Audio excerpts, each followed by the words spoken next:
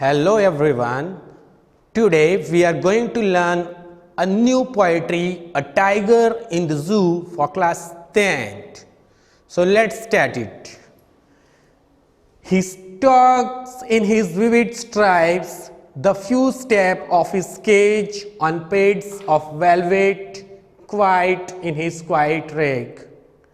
Dear friends, this is the poetry in which the poet wants to explain the contrast between a tiger in the zoo and the tiger in the jungle or forest. Because of this pandemic of corona, as we all the people are living inside the house, as we are not this much habituated, and how do you feel? In the same way, tiger also feel once they are in the cage. If you want to understand this poetry very easily, you must understand the word meanings. So let's start the poetry. He stalked in his vivid stripes. The meaning of stalks is walk with the slow stiff strides. So as you know, that once a tiger is in the cage, he is having a very small boundary. He has to have a to and fro for a few meters. You know, generally these cages are not more than 10 by 10.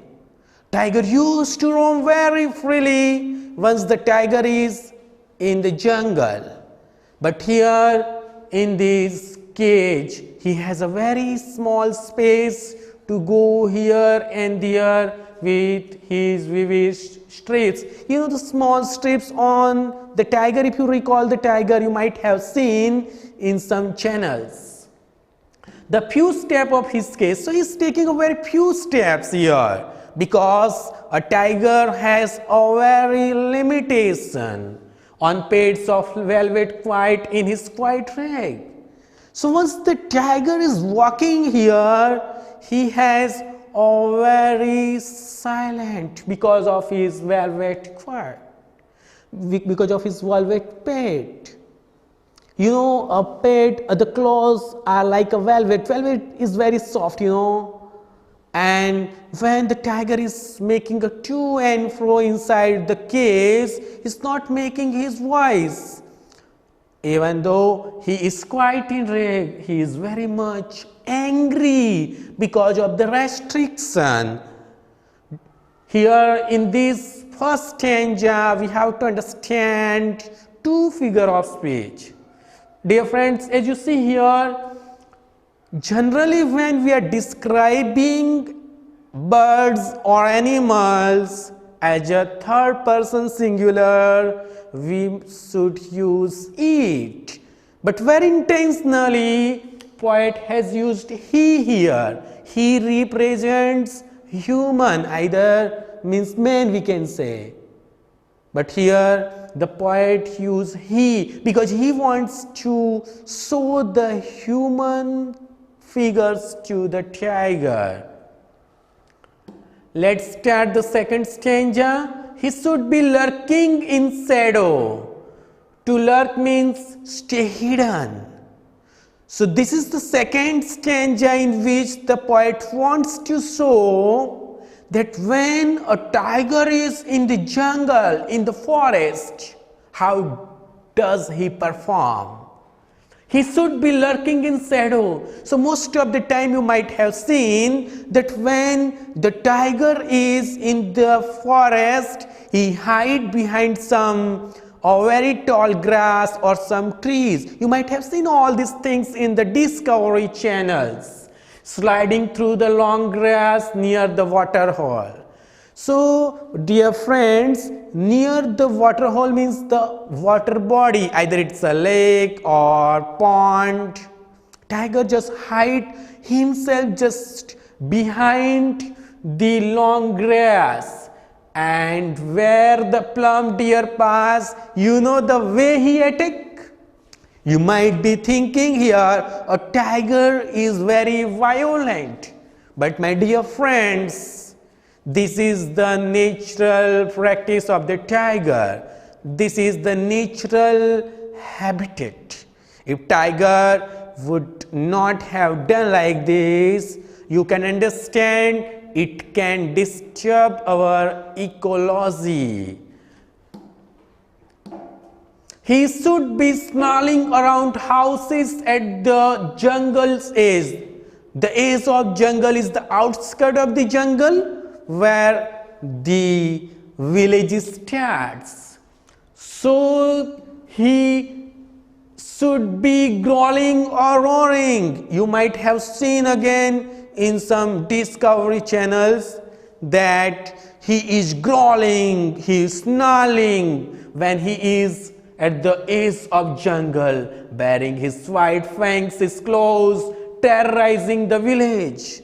So he make his teeth wide open and terrorizing the villagers, means he's just scaring the villagers.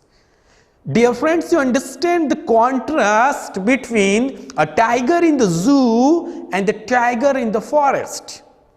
When we are going to the zoo, sometimes we are kidding the tigers, sometimes we are making the faces in front of the tiger. But once the same tiger is there in front of the jungle, we dare not to do such things. But he is locked in the concrete cell, his strength behind bars, stalking the length of his cage, ignoring visitors. But here in this stanza, poet say a tiger is very helpless because he cannot show his valor here because he is locked in the concrete cell. He is surrounded by the wall and some doors. His strength behind bars, stalking the length of his cage, ignoring visitors. So when the visitors go over there, so we are going to the zoo for an entertainment. But the tigers are not showing any interest towards us, towards the spectators, means towards the visitors. Because here he is not free, he is not enjoying his life the way we are not enjoying our life once we are in our home for last many days. He hears the last voice at night, the patrolling cars, and stares with his brilliant eyes at the brilliant stars. So my dear friends, the last voice comes to his ears is the voice of the patrolling cars. There is some police on the duty, their vans are patrolling to see whether any door of the cage is not open, any man is not loitering here and there. This is the last voice which comes to ears of the tiger and stare with his brilliant eyes at the brilliant stars. He is just looking towards the stars in the sky and just thinking, because he could see these stars which are very much free, both from the forest and from the zoo. So dear friends, this is the end of the poetry. I hope you liked it. If you have any queries, please call or WhatsApp me on my number. Thank you.